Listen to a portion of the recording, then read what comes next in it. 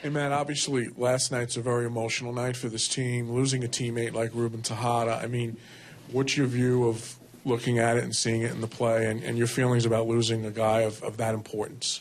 Well, I think for all of us it was a lot of emotions going on. I think, obviously the last thing we want to see is something like that happen, and there was a lot of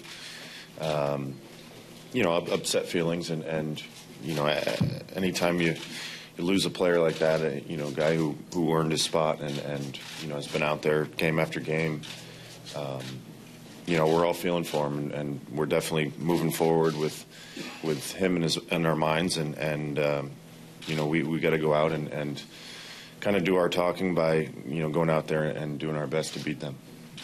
In the center, Matt Barry. Hey, Matt. Earlier this season, you had your thing with Utley. Different team, obviously much different circumstances. What happens when you face him, if you face him tomorrow? Well, I think, there's certain situations that go out through a game, and I think that's a completely different situation that occurred, and that was all resolved. But as far as yesterday goes, I think, like Terry said, the league's, I think, doing their best to go over the situation, and obviously there were rules in place regarding people hitting the catcher. So I think the league's going to do their job to look over protecting our second basemen and shortstops in this game, and keep from slides like that or tackles like that yesterday, and keep health in the right mind.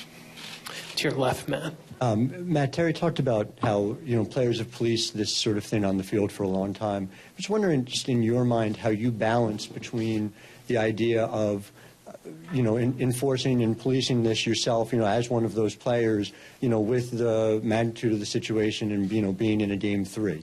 Well, I think the most important thing is going out and doing my job and doing what's best for the team. And for me, in my mind, that's going out and pitching a long game and being out there as long as I can and, keeping zeros on the board. And for me, that's my job. And continuing to do that is always going to be my job. But, as far as sticking up for your teammates, I think being out there and doing what's right is exactly what I'm going to do.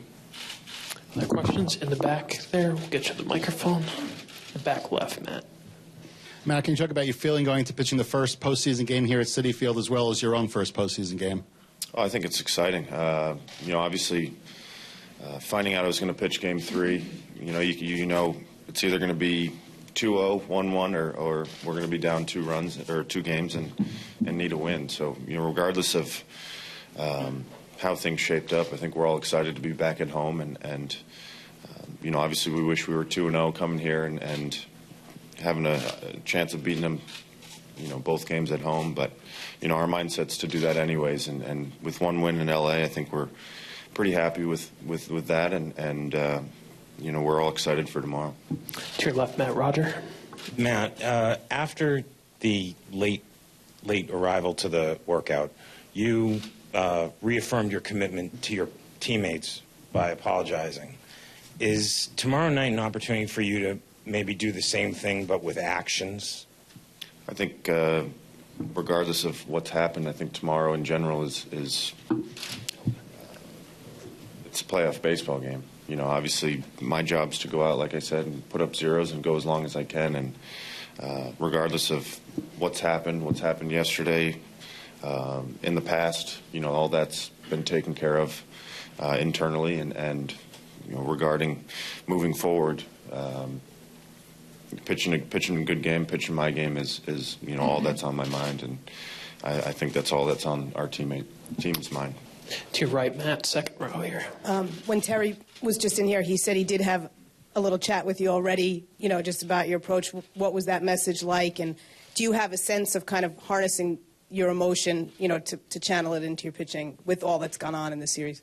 Yeah, I think we're all going to be pretty excited, all pretty amped up for tomorrow, and I think the last 2 starts, have been kind of a good base for moving into tomorrow, and I'm extremely happy with the way I threw the ball the last 2 outings and moving forward and the way everything feels. I think everything's right where we need it to be, and the excitement's going to be there. I mean, that's not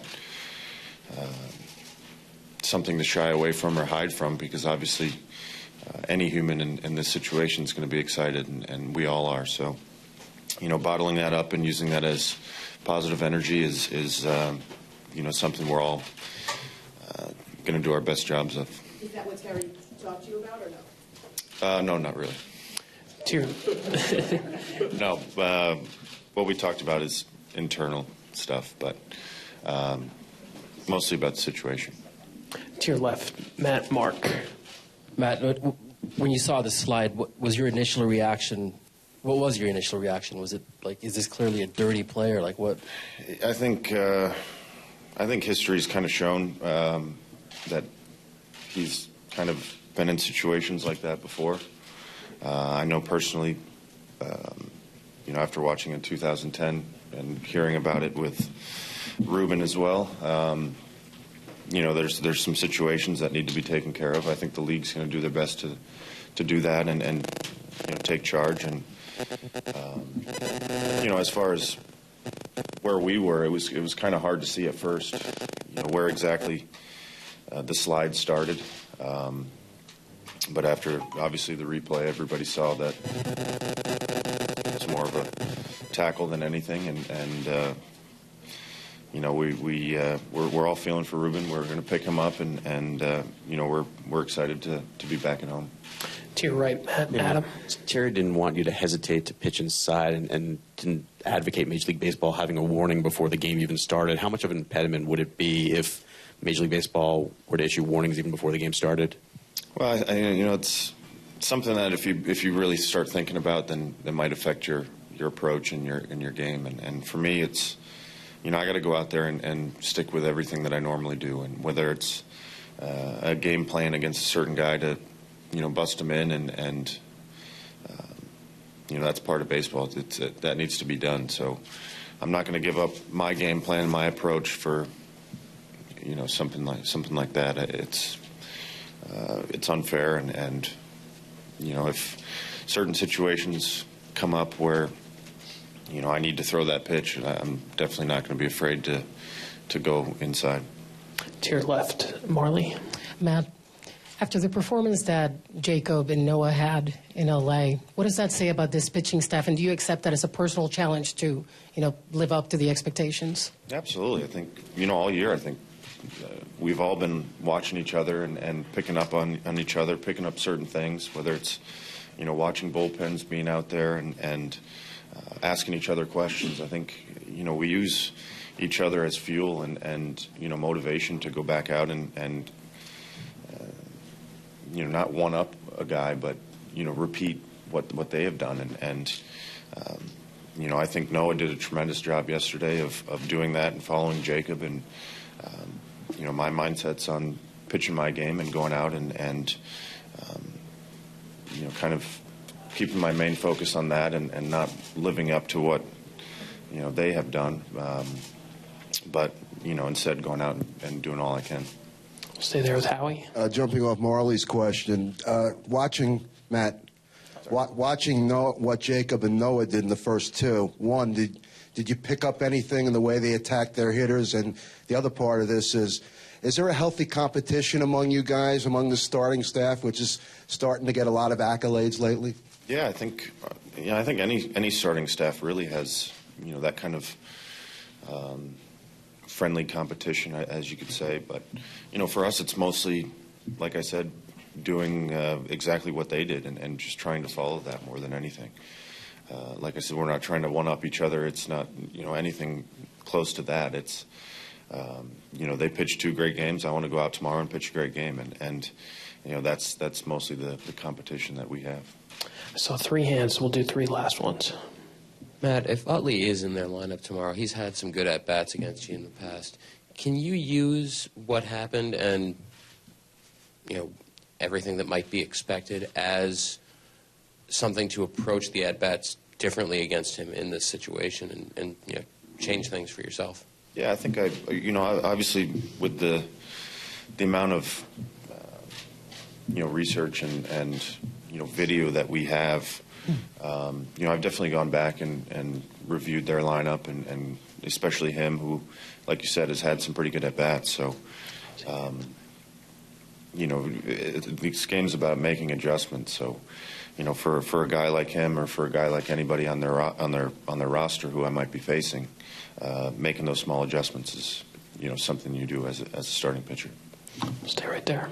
Matt, just in terms of the year that Wilmer Flores has had, I'm just curious whether or how his perception within the clubhouse has changed over the course of the year, not only just in April and May and the struggles at short, but with July and everything that's come since. No, I think, I think especially after the moment here, I think New York in general has picked him up, and we've always had our confidence in Wilmer, and he's going to step up. He wants that job. He's always wanted that job, and we're not worried one bit. I think we're all excited to have him out there, and I think New York's excited to have him out there, and it couldn't have been a bigger home run that he had after all that situation. So it's obviously shown that he's not afraid to be out there. To your left, Matt, Roger. Matt, only you know really how you feel 1 day or 2 days or 3 days removed from a start. But given that this could go to a fifth game, and given that you are being very wary of your arm, could you envision yourself being a reliever in Game 5? Yeah, I'd love to. Obviously after tomorrow, I'm going to do everything I can to get my body and arm, back as soon as possible. And if, obviously I can't throw a uniform on and run to the bullpen and say I want to throw in the seventh inning, but I'll definitely speak my mind and let them know how I feel going into that game. And my whole idea about being here is wanting to play in every game and be out there as much as I can. So, if that means a little extra running, a little extra massage, then I'm do everything I can to help this team.